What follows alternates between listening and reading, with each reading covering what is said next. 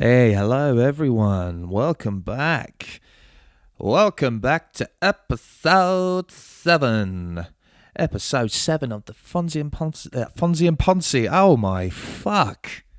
The Fonzy and fucking Ponzi. What the hell? I could just press reset and start again. It would actually benefit me a lot more to do that, but I'm just going to keep going. Fuck you.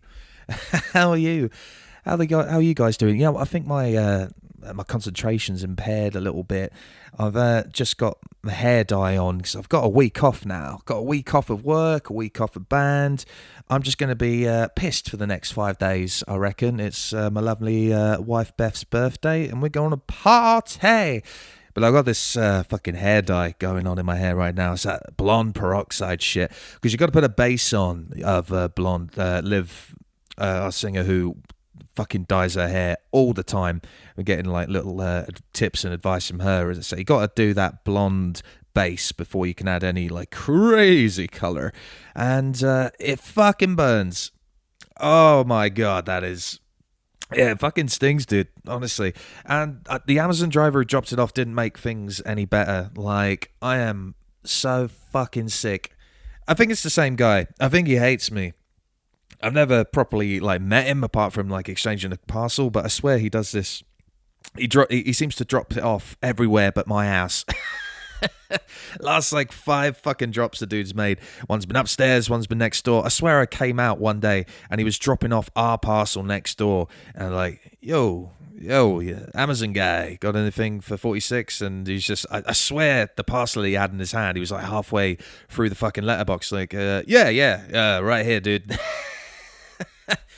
It'd just be easier just to take a couple of steps and drop off at the right place, bro. And so that's fucked me off now. But hey ho, how have you guys all been? Yeah, has your week been good? It's been fucking hot again. Oh man, and I'm just kind of done with this week already. So I'm just looking forward to having some time off. I was just trying to see if anything happened in the news this week, music-wise. Apart from Guns N' Roses getting cut off, that was quite funny. You guys see that? No, I think it was Guns N' Roses with Dave Grohl, I believe. And, of course, they, typical Guns N' Roses fashion, go way over curfew time. I think this little town festival has been going for a little while. And they got a strict curfew of, 10 o'clock, I think. And, of course, they come on late. They keep playing and cut them off. I think they were most of the way through their set. I think it was through Paradise City or something like that. Just went zip, done. And what the funny thing was is that they kept going. I don't think they were under the impression. This is how good monitoring can be, people. You just reference that video anytime anyone says like, it's loud. The monitoring's loud enough. It's like, no. Guns N' Roses and Dave Grohl kept playing. They weren't under the impression that the speakers had gone. Their monitoring was still on. It must have been so fucking loud and so fucking clear that they didn't even think they didn't think that the audience couldn't hear it. They kept going. That's impressive. It really is. It was a shame to see, poor Sarah Harding, also passed away, Girls Aloud singer. Can't say, again, I've ever been a huge fan of Girls Aloud in general, but it's such a shame, such a young age, and it just keeps happening, guys. It just keeps fucking happening, honestly. It's, again, really fucking daunting. Yeah, she's 39, so I'm 30 now. And, man, it does make you feel, again, so fucking human. Makes you feel really vulnerable. But here we go. Yeah, well, we're just going to keep powering on, I think. Again, I think I said in the previous podcast that we don't drink as much as we used to, being in younger bands, and just about to go back, thinking about going back to studio, but a new studio. I think we've basically just confirmed which studio we're going to go to now. As a lot of you guys know, anyone who's ever listened to the podcast, we have always done things DIY. Dicks in ya. Do it yourself. It definitely doesn't stand for dicks in ya. Anyway, always done it in a friend of ours' bedroom. No longer. We decided to step up the game. It's been a long time coming, and I think we're in a position where we think we deserve that portrayal of a decent production. Not that it wasn't a decent production before. Don't get me wrong. Just yeah, it's time. You know what I mean? Like, there just comes a time in every band's life. You're like, yeah, time to do a better video. Yeah, we can do better than this. Like, and it's not necessarily producer's fault. Producer does what he can with the talent he's given. So, yeah, it got me thinking about all the studios that I've ever been to, and recording. Yeah, I've recorded. I had a number in my head. About how many EPs, singles I've recorded with other bands in the past, and it's something like 25, maybe 30, and I'm talking about like doing it for a fucking DI on your laptop to like some of the greatest studios in the UK, like, and some of them are more expensive than others. Some of them we've been absolutely ripped off.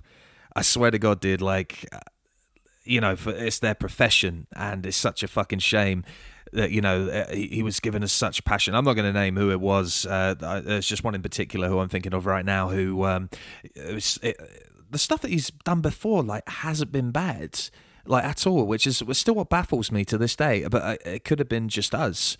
Who knows? But I thought we did a pretty fucking good job. I think, like, most of them we got in about like 6-7 takes down. Most drum tracks, synth tracks, guitar tracks, vocals took a little longer, but I mean by this time we were already so far ahead, like he had a bit of time. And yeah, we got it back. When you work on something so hard, and I was so proud of these songs, and you just got them back, and you were like, what the fuck is this? I mean, you heard them in the studio. I mean, these are, precise, Sennheiser studio monitors. This is what they're made for. They're made for bass balance EQs, things like that. So they're meant to, sound what they're supposed to sound like in your car stereo or in your ears or whatever. And I couldn't. I've never been just so let down. You know what I mean? Like, I've just. Yeah, listen to it, and I was like, "This is, this is me. This is me. I'm listening to myself sound like absolute dog shit. I can't fucking bear to hear this." We released it anyway because we didn't have a fucking choice. We'd already spent, I think, over $1,000 on this. It could have been a little less, but yeah, it was 3, maybe 4 tracks. Again, a lot of you musicians are going, "Oh, what the fuck? Well, $1,000 for 4 tracks? Like, what were you expecting?" Sort of thing. But that's absolute bollocks because we've not spent overly than about 125 per track, I'd say, on an average through. Is It Me, Our Last EP, and Last Birth, and Beyond My Control, like barely 100, 125 a track, not including mastering, of course, but that has been some fucking quality stuff. I'm not saying this because it's us, because it's not. It's nothing to do with the band. It's just that quality of production from a guy's fucking bedroom was insane. And this studio that we went to that I think still fucking ripped us off. This was a big ass fucking studio, and this was some professional fucking gear. He had everything you could ever possibly need, want, like top of the line at the time. I mean, I'm not great, again, not the most tech savvy with my gadgets and doodads, but yeah, holy shit, I just felt so fucking ripped off. And for the price that it was, I don't know, dude. It seemed that he'd kind of given up after this. When a band goes into the studio and makes the producer give up on music, you know what I mean? We must have fucking sucked. But I don't think we did, honestly. I don't. It was. I mean, it could have been. I'm not saying we suck. I'm not saying we made him like give up his career or anything. But it wasn't terrible. I was very proud of our performance in that. And that's not like when your kid's on stage at the fucking school assembly, playing that "I'm a shooting star." Oh, he's so good. Oh, look at him read his lines. And the kid pisses himself. Oh, bravo, bro. And I'm saying, like, oh yeah, it was so good. Yeah, it was such a riveting performance. It's a fucking kid. Of course it's going to be riveting. You're the fucking kid's parents. But, it was good for what it was. And I just felt gutted about that. But I'm sure most of you guys have recorded in the studio before. And to me, it's more nerve-wracking than playing in front of like 2,000, 5,000 people. Easily. I don't know why. I think I might have mentioned this before, that when you've got your audience, essentially, even though it's not an audience, there's nothing to do. You're not putting on a performance, but you're putting down the best take and the best, I guess, performance that you can get. but your audience and like the eyes watching you are a producer who's worked with, you know, the most sensational bands like in the UK, I'd say up and coming or, you know, already famous, and your own bandmates. And to me, that, you know, that is a judgmental audience, and they should be judgmental because you want to get it fucking right. You do not want to fuck the shit up, dude. And yeah, it's really baffles me how I just seem to crack under pressure in the studio. It doesn't happen nowadays, thank God. Like I've you know, found ways in order to get over that, but it's mainly a vocal performance. I think I must have YouTubed so many fucking videos about how to give your best vocal performance in the studio, and what I've discovered is that everybody's different. There is no, I mean, you can give yourself the best chance with these methods. That's a kind of generic chance, but honestly, some of them, they really don't give. It doesn't really matter who you are, so that they'll work for you sometimes. Sometimes they won't. I'm trying to think of an example. I think some of them say don't eat 24 the day before because the food in your stomach could come up and get up your throat. I mean, not to choke you to death. Death by chocolate. I mean, like, it just kind of blocks you. You know what I mean? And I think no fizzy drinks, obviously no alcohol. I think alcohol's a pretty obvious one. I mean, your throat isn't the same the day after, you know, pounding a few like that. That's just fucking common sense, dudes. I shouldn't have to tell you that. But vocal warm-ups as well, doing your scales, and all that malarkey. It does help. It doesn't help everybody. And I think this was quite a famous story when Iron Maiden was doing, I can't remember which song it was. I want to say Fear of the Dark, I might be wrong, where the producer made Bruce Dickinson do this huge scream. Again, I can't remember which song it fucking was. I'll know it when I hear it. But he kept doing it. I think it was ridiculous. It was like in the double digits worth of takes. It's just the same scream. You know, all that. And yeah, I think let's just say for argument's sake, he did it about like 45 times. And by the 46th time, Bruce was just like, dude, I'm fucking sick of this. Surely we've got it, sort of thing. And he said, no, not quite yet. No, but use that frustration sort of thing. And that was it. And the 46th time he did it or whatever, that was the fucking one, because his anger at he'd done it so many fucking times. It was just like, oh, fucking took it to a whole fucking new level. I loved it. I love that story. And yeah, it's true. That sort of performance you get in your head, sort of thing. Your frame of mind as well. You know, if you go in with confidence, if you go in like if your fucking dogs died that day or whatever, you're going to give the best vocal performance of your life. I mean, obviously, if you're in a hardcore screamo band or whatever, yeah, you might do, yeah, because that's you're feeling anger. So I suppose so. But I mean, there's so many elements to it, and for me, it's just not cracking. I can sing in tune, I suppose. I can definitely like hit a nice little range, I'd say. But yeah, just sometimes, just when you're on repeat, I used to crack under pressure so hard. I don't know what it was. I've sung this a million times. I've practiced so much. I've not drank anything. I've drank plenty of water. I had some Strepsils, and there's something like, I used to think like your throat is too clear. Does that make any sense to any of you vocalists? Because I'm not sure it still does to me. Your voice is too clear. Does that make sense? Like, you've got no kind of... Oh man, what's the word I'm trying to use? There's a certain tone that you're always used to in your voice, and when you're so clear, when your vocals are so like just coming out, so like, you know, you haven't got any grit or any kind of tonality in there. It's just coming out like generic pop music, and you kind of lose your voice, or you lose your velocity in a way when it's coming out so clear. You know, like Kelly Jones from fucking like Stereophonics. What becomes of you, my love? Can you imagine singing like that guy? Like what fucking Tom Waits. And I would love to have that tonality when singing live. But honestly, when I practice vocals, all I want to do is get the melody right. I want to make sure that's right. And then, when we have to do the repeat takes with a little bit more, with feeling. Come on, guys, one more time. With feeling. And I just can't. Yeah, that's still a whole balance. I've fucking 16, 17 years doing this, and that's still something I have never been able to get down. I don't know what it is. I can't get it. Maybe you guys can throw me some advice, or But it seems to me different techniques for different vocalists.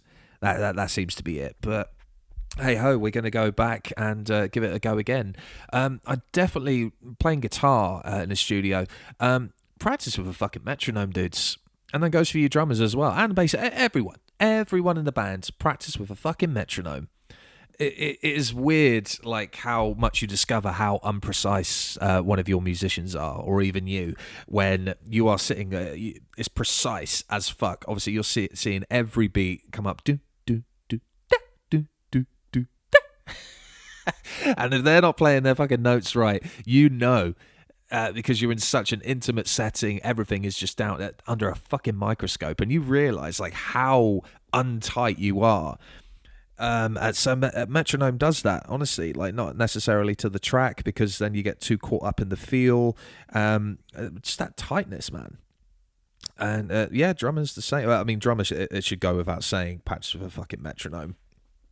I think our drummer Sam Bennett used to again be in a metal drum and bass band where it was constant triggers based on a metronome, so he had to be wearing a metronome all the time. And I saw him play once with this other band. This is just before, maybe as he joined Fonzy and Company, I can't remember, but man, he was tight. And I think he said a few times it does kind of take the feeling away a little bit, like you're not in the moment sort of thing. But I mean, that's what a metronome's supposed to do. It's supposed to make you thinking about the technicality aspects, not necessarily the feeling of it. You know what I mean? But guys, just get yourself a fucking metronome. That's the only advice I can really give you. And just don't dick around. You're on, whilst you are paying the person who's recording you, and it is your money, and if you want to piss it up the wall, I'm sure most producers would be more than happy to let you do that. You know what I mean? But there are some, really fucking tight knit professional producers that just want to make, it's their product going out as well, because they don't want shit coming out of their studio. They've got a reputation to keep, and someone hears that shitty record because you couldn't, stop drinking, or you're too busy being a version of Dirty Sanchez in the studio, like, "Way, my balls are on his head." And I have seen it. I have fucking seen it. There's a time and a fucking place. It's time. You're at work here, motherfucker. That guy is making his living. That girl is trying to fucking mix your track while you're just going, "Ah, sweet Caroline." Again, I have seen it. I've fucking seen it, and it's atrocious. Yeah, you want to piss your money up the wall, you'll go ahead and do that. I'm not going to stop you. But been in that professional setting again just gets my heart pumping, man. I literally can't wait. It's going to be great. We'll make sure to let you know when that's happening, guys, but it probably won't happen till early next year anyway. But I tell you what, this producer's produced some guys you'll definitely know. I promise you that. I think this is a good decision going forward. Rockfield, I think we did mention we were going to go there. It's something we're definitely going to think about in the near future. I think going from a dude's bedroom to one of the considerably one of the greatest studios possibly in the world. I'm not sure. I might be exaggerating. Definitely in the UK, that's for sure. Maybe even in Europe, but maybe not the world. World might be pushing it. World's a big ass fucking place, but yeah, I think we just felt a bit like, I think we need to develop a bit as a band first, especially like Lauren and Sam have. Again, recent additions. It's probably not a good idea. So we'll walk before we can run. But the studio that we're going to is nothing short of fucking God's work. It is some tits. It is some tits. Oh man, I think I had also one more band story for you. Fuck it. You guys like my stories? Yeah, I think I told you guys last week about the police shutting down one of my previous gigs. So I'm going to go from them being the dickheads. I say them being the dickheads, like they're doing their fucking job. The guy was blasting out, live music in a hostel. And if you guys haven't heard the story, go on to Fonzy and Company episode 6 and catch up with that. And there's also a previous story of Isle of Wight Festival, maybe around episode 4 or 5. I'm enjoying reliving these, man. It's not only for you guys, it's just for me and my nostalgia, because I'm properly smiling right now, because it does make me feel like, man, them's were fucking good times, man. Them's were good people. I'm just going to take a quick sip before I get on with this. If you're wondering, Jim Beam and Coke this afternoon. I think some of you guys are going to call fucking like Samaritans or something like, this guy's been drinking every podcast. Is he okay? Is he all right? Does someone want to check on him? He's always sipping on a fucking drink. But so this story, like, again, I think I said some of these stories don't portray me in a good light, but I think I definitely kind of started growing up around this point. So I think I just moved from London to Oxford at this point, and Oxford, I was enjoying it. I was making friends, having a good time, and Oxford is one of those. It's a lot smaller than what you think. So when I was trying to find a band to play in, it was quite easy. I don't know. There's a lot of bands like in the city, but I mean, again, Oxford's like Bournemouth. It's not exactly a touring hotspot, is it? I mean, you got the Bullingdon on Cowley Road, because that's where I used to live, just around there for a little while, and it's got the O2 next to it. But Oxford isn't usually a huge stopgap. Sometimes it is. But no, it's all right for music. Like, there's some decent little venues, and it's got a good scene, and it's a vibrant little city.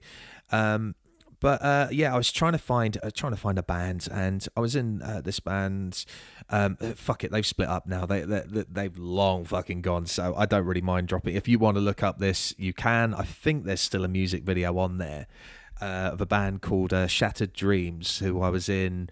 I want to say maybe 4 months in this band, and I was enjoying myself in Oxford too much. I think I was working at the Student Union bar, the bar next to the Student Union bar, not the Student Union bar, but the fucking bar next to it. However, because they had such a really good kind of guest appearances, like doing talks and that. A lot of the time, these guys would go into that bar, and this isn't anything to do with the story anyway. I just thought it was quite interesting. So I had Johnny Depp come in once. Again, none of these celebrities have directly ordered from me. Only one, which was Scott Ian from Anthrax, who came and said, "Yeah, man, that's pretty good beer." Like, thanks, Scott. That's a pretty good beard. I didn't say that, but I was just like, Scott.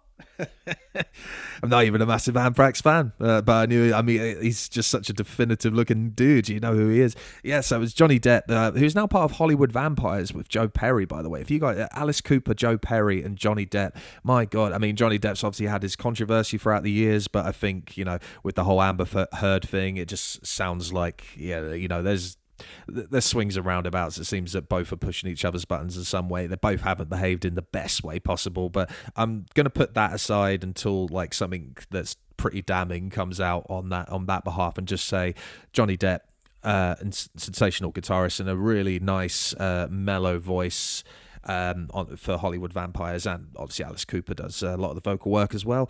But yeah, he came in and I was like pretty like, wow. I mean, it's hard to miss the dude. I mean, he's so elaborately dressed all the time, and he smelt like that perfume. I don't know if that's true. I just went, Paco Rabanne. I don't even know if it's Paco Rabanne. It could be Zoop. I don't know what the fuck perfume he wears, but he's always on the fucking TV, always advertising that. I'm in the desert. I have a snake. I don't even know if that's the right advert. Oh, man. But yeah, he came in. Yeah, Bon Jovi. That was a fucking weird one, man. Because, again, he just came in and sat down in the corner. Everyone knew who he was. It wasn't the most busiest bar of all time, but he had his entourage or whatever. His entourage. He wasn't drinking. Guy had a lime and soda. A lime cordial soda. Like, fucking hell, Bon, if you were listening to my podcast before, I'd tell you, if you're going into the vocals studio to do vocals, lime and cordial is a no-no, my friend. And you've been doing this for fucking 35, 40 odd years at this point. Like, come on, dude. Lime and soda. Like, I hope you're not performing later, son. Like, you're going to get sugary old trachea right there. But yeah, that was surreal. Holy shit. And then we got fucking Tony Blair.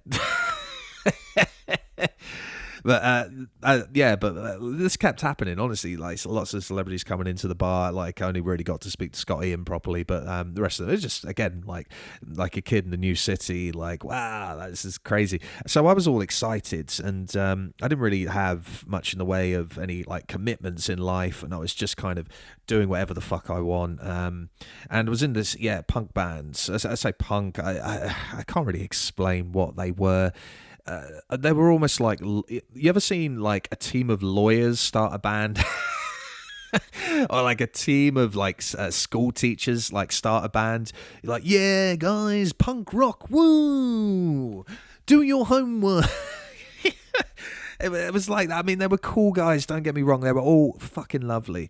A couple of them were a little bit on like the, I read a rock magazine once and then I put on a leather jacket and then just kind of reenact it. You know what I mean? Like, there was no feeling there for me ever. For me, watching this band, the lead singer lady was excellent. She was an excellent vocalist, and she knew how to fucking move as well. She was like Beth Ditto all over that shit, always climbing up walls, always getting in people's faces, so kudos. She was always an incredible performer. Drummer was awesome as well. I think it was just a mix match, really, because I felt like as I think I was a rhythm guitarist. I was. I was always trying to make up. Trying to make up for the stage performance. I know the singer did that all by herself, but I felt like the rest of the band was a little stale, and I always tried to be at my best, so just properly swing my guitar around, fucking go skipping. I think there was a video about me just skipping along the stage, like la da da da da da. It had nothing to do. It didn't match the song. I think we're doing a cover of Blick Street Bop by fucking the Ramones or something. Just like la la la la la la. But yeah, always trying to match, like, elevate a level. And, we all got on fine. There wasn't anything necessarily wrong in the band, but I don't know, something, nothing wrong, on the outskirts of things, but just something was really kind of boiling my blood about the whole thing. Those of you who have ever worked with me in a band know I am 110% committed, and I will do anything I can just to get that next step further, because otherwise you're just throwing your money at nothing. If you want to go in a cover band or, just play for fun, then you are more than welcome to do that. But, when you're in this band, like Fonzy and Company, these guys all know the drill. Like, I am Drill Sergeant Fonzy. Like, I will make sure shit is getting done, because I'm not here to fuck around, sort of thing. Some people might say, well, that's very militant. That's not really fun being in the band. So I don't care. I'll have fun when we're playing the shows and that. But, for me, you're gonna work for that. You can't just expect people to pay for you to be in a band and like have fun. You got to earn that shit. For me, anyway. It's a privilege for people to listen to your music, sort of thing. Anyway, I'm going off on a fucking tangent or whatever. But oh god, so we were playing a gig in London, in I think it was Hoxton, my old neck of the woods. Sometimes I used to go there a fair amount, and I think this place has changed names multiple times. I mean, some of you guys from down there, you'll be able to tell me which place. It's not Hoxton Bar Square. Well, it's in Hoxton Square, but it's not the Bar and Grill or the Shoreditch. It's fucking, I can't. It's gone through so many names. It's gone through so many name changes, like Kanye West. Yee! I don't know where I was going with that. Anyway, man, I'm sorry, it's this hair dye. I shouldn't really be leaving it in this long, so this is probably going to be a slightly shorter episode. It's really starting to itch. Anyway, we went to this place called Hoxton. I don't know, let's just say Hoxton Square, and it's got these velvet walls. You walk down the entrance and you go down some stairs, and it's got these lovely velvet walls. You're like, oh, this is a bit fucking fancy, isn't it? Oh, this is nice. I like this. And we played. I'd basically, on the car journey there, I think we stopped off in Asda. I think I'd bought a 4-pack. I thought that was fairly sensible. And something I used to drink as a kid, I'm sure a lot of you have, called Mickey Fins. So it's like apple sours, but like the Irish version. It's basically apple sours, but you you shove it in your gob and you get quite drunk. That was a combination of really shit Northern and whatever Irish and some sort of like Pakistani or something. I don't know what the fuck my accents do sometimes. But yeah, Mickey Finn's, I downed that bottle in the car. I think so. It's about a 50, maybe 70ml bottle. And it's only 15% stuff. But I mean, obviously that gets you a long way. And, a 4-pack in the car. And I'd finished this by the time we got to the venue. And I was feeling all right, feeling fine. I was just ready for a gig sort of thing. And I think I'd had, they served John Smith's. I'm not sure if any fucking pub serves John Smith's anymore. You all remember John Smith's? Like Bass or whatever. It's just, it feels like, like the Dodo just fucking died ages ago. But yeah, I think I must have topped away. I remember because I only had a certain amount of notes on me, and I'd easily put away 6 because I only had about 50 quid on me, and I think I remember having to go to the cash point at the time. So you're talking about 10 beers and a bottle of this Mickey Finn. So I was pretty steaming. I'm gonna realise that a lot of my stories start with, there's a lot to drink. But yeah, we got on stage to sound check. I was having some real fucking problems. I think what I was saying about the monitoring earlier, how if Guns N' Roses can continue playing a show and not realise the speakers have shut down, man, they must be doing a great job of monitoring. You know what I mean? But this guy had no fucking idea what he was doing on monitoring. Oh my god, I couldn't hear fucking shit. And I kept asking him, dude, up. I even tilted my amp back. I think I'm sure a lot of you guitarists know, if you can't hear yourself in the monitor, make sure your amp is not facing towards your legs. Have something to tilt it back. There's certain stands that you can get where your amps tilt back. I just sometimes like to put my amp, tilt it back, because I think I was using a combo at the time, and just tilt it back on your guitar case or something. Just make sure it's secure, obviously. But I couldn't hear shit, honestly. And he kept asking me to turn my amp down.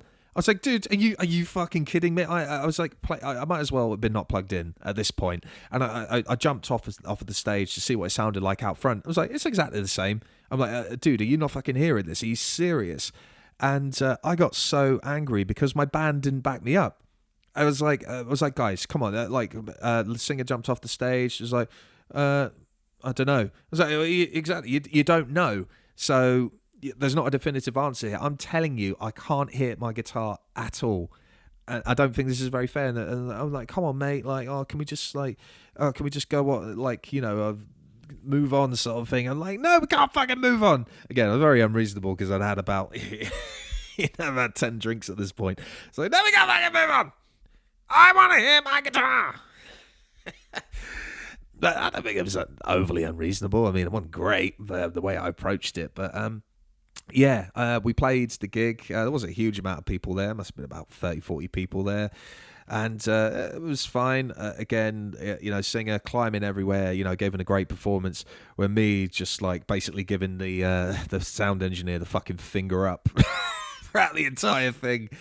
I was like, I know, because I asked the previous band, I was like, dude, can you hear your guitar? And they were saying exactly the same thing. No, I can't hear my fucking guitar either. These guys had much better gear than I did at the time. I think I had don't fucking judge me for this. It wasn't the Spider combo by Line 6. It wasn't that bad, but it was a valve amp. It was a 200 watt combo, maybe 100. It was a loud fucking combo.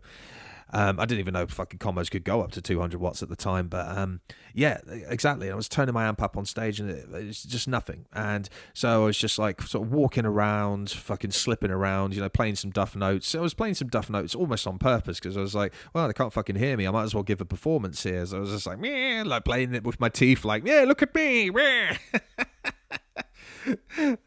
Oh man, it's just been such a dick. And we got back in the car. One of them had to stay sober, and I was so drunk at this point. And you know what pissed me off more than anything. It wasn't even the fact my sound was shit. It was the fact that my band didn't back me up, and they just wanted to get off the stage, and they weren't helping me out. I was like, so in the car, fucking swaying, like trying not to hurl, like. Just going, you know what, you fucking guys, you're not fucking bands, you're not even people, you're not, you are the fucking worst. I don't even know I'm in this fucking band. And I know you're going to be thinking, like, well, if you were that fucking drunk, I recall, I think, the drummer calling me and basically giving me the sort of roundup, so to speak. Apparently, I was a little more vocal than that, but I felt betrayed. I really did. And I was like, look, you guys can't fucking move. The song writing is fucking stale enough as it is. The stage performance is stale. Without Marnie, we can just be cool. I know you don't have to be moving around the stage. I know that now. Obviously, there's just certain things you can do just standing still, and, you can make your guitar sound better. You don't have to be jumping around like a fucking blue-ass fly to get a good performance. Saying that, it doesn't not help. Just a little bit of movement for me. I mean, it's not just about the music. Half the time, most motherfuckers don't even know your songs. So, for me, it always makes sense to, give a little extra performance. You know what I mean? And these guys just couldn't give that for me. And then the final straw, playing this band, I'm like, I'm enjoying it. I don't really have anything else at this point in time. I was enjoying it, but the fact they didn't have my back when I couldn't hear my own guitar, I thought, fuck you. Fucking not even that good. Punk rock, what the fuck? You don't even know what punk is. You think B-52 is the best band ever, and I agree with you. But you also like Madonna, and she's not very nice. I don't know, but man, it's the hair dye seeping into me brain now. I swear to God. Guys, you know what? I gotta watch this shit out, dude. I gotta fucking watch this shit out. If you want to see the results, come and see me on my week off. It's gonna be good. We are still playing in Camden on the 16th. I've told you this every fucking time since I started this podcast. But Camden on the 16th, and we are off to Cargo in London again to record for War Child UK. There'll be a gorgeous upcoming live stream. Please keep an eye on that. That should be going. Our page should be going live on that 26th of October. I've been told now. There'll be lots of shit you can get, that will go straight to War Child UK. It won't go into our fucking pockets. We are just giving this shit away for free just to get some good donations over to this charity. And you get to see us perform in a really fucking cool ass setting, guys. It's gonna be a really good little show. And we got some more festivals and shit to get together. I got some t-shirts I got to show you guys. But I'm off. I don't give a shit. I'm off, motherfuckers. Holiday. All right, I'm gonna get the fuck out, dudes. All right, wash my hair. Bye.